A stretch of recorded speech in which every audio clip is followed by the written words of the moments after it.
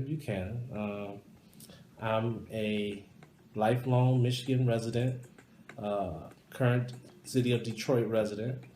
Uh, I went to elementary school here in the city of Detroit. I then matriculated to the Southfield Public School System and graduated from Southfield High School back in 1988.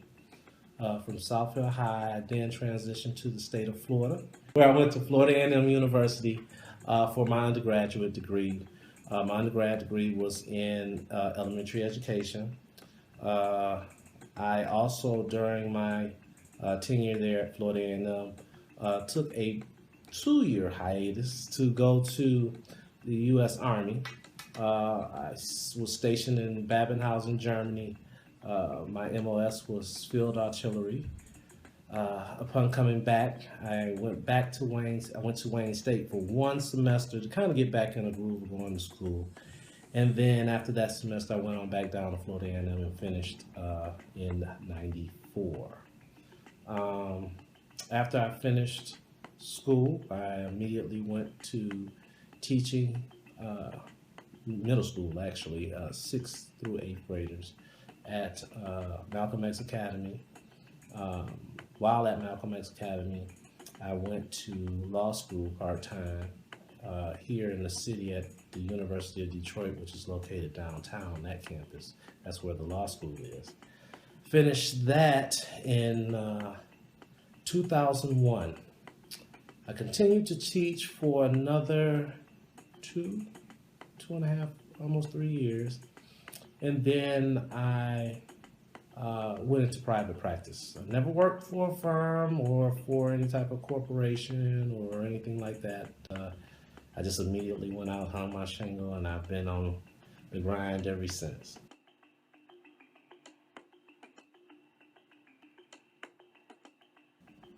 Okay.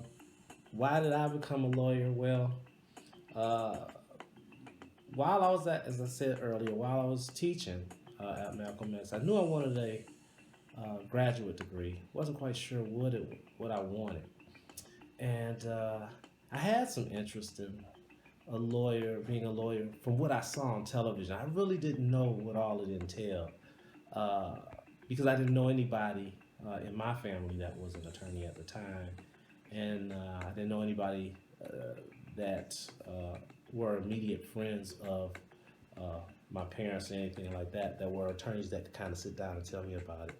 So I said, well, why not? Let's give it a try. And I went and took the LSAT.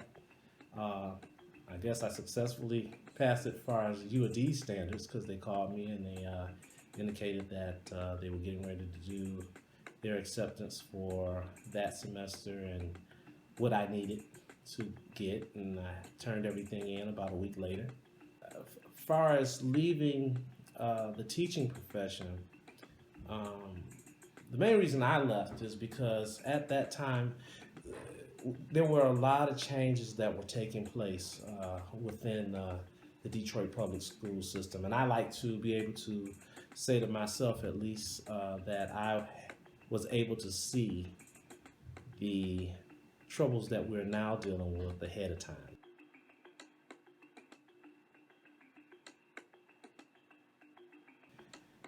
It can go everywhere from $0 to hundreds of thousands of dollars. So it's kind of what you make it. A lot of it has to do with your demographic, as far as where you're located, not only within the city, within the state, and within this country, as to what your earning potential can be. You don't want to be in environments that's overly saturated with attorneys practicing the same discipline of law as you, because that's going to cut in your ability and your earning potential, I should say, when it's overly saturated. But I would say typically, on average, even if that attorney is doing strictly court appointments, I would say at the low end, maybe 40,000. And again, we're staying with someone who just doing court appointments. At the high end, Uh, it could be the upwards of 200,000.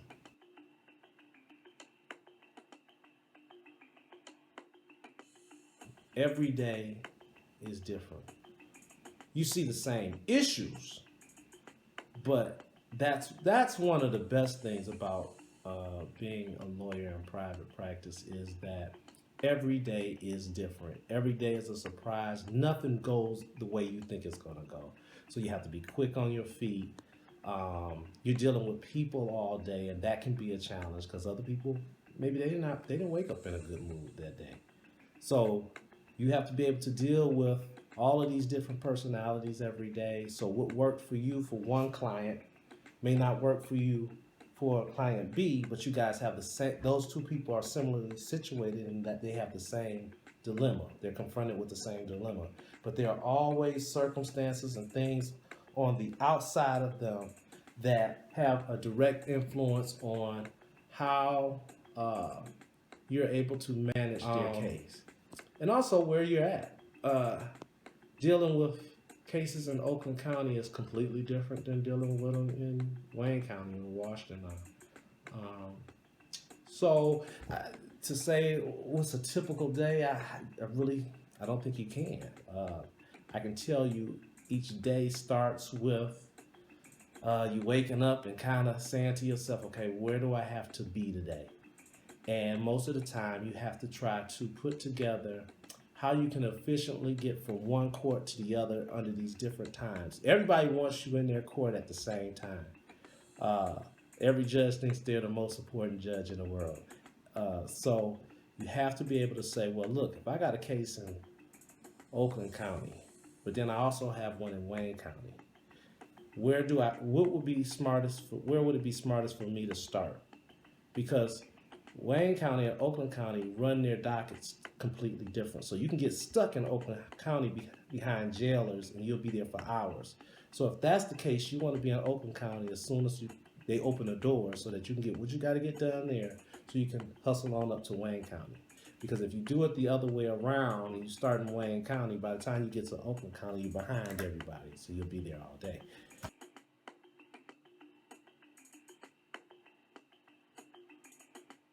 Is this job stressful? Yes. I think that this job and probably doctors are probably some of the most stressful jobs there are. And I think it stands to reason that it's stressful because people pay me to deal with their problems. So what, in essence, they're paying me to take on their worries. And so lots of lawyers, we find ourselves going to sleep or waking up in the middle of the night trying to figure out, okay, I got a case and I got a trial coming up. How do I try to help this individuals with the facts that have been presented thus far?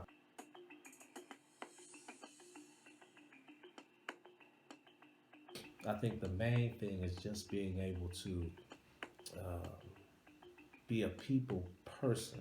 Doesn't mean you always like what people are saying, but being able to excel in things like conflict resolution, um, to be able to present your own self in an honest and genuine way, because people tend to kind of tell if somebody's faking it.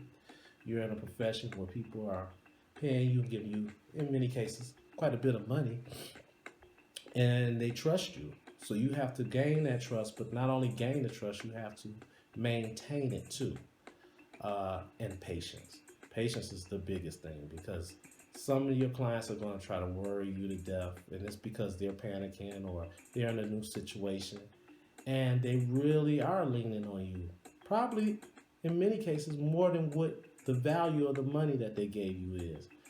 But you have to be understanding of the fact that this is a situation that is highly stressful for not only for yourself but for them, and you're the only person that they can go to.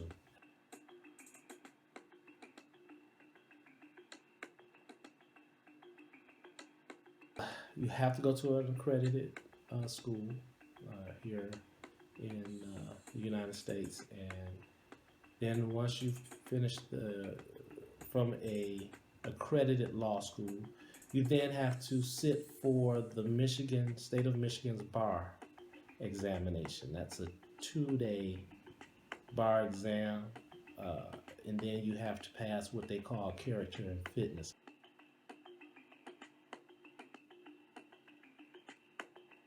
They are vindicated of something that they may have been wrongly accused of, and they realize and appreciate. Everybody doesn't appreciate their lawyers. They just think it's something they, since they paying you, they won't even tell you thank you. But to see somebody that genuinely appreciates the efforts that you put in, the time that you put in,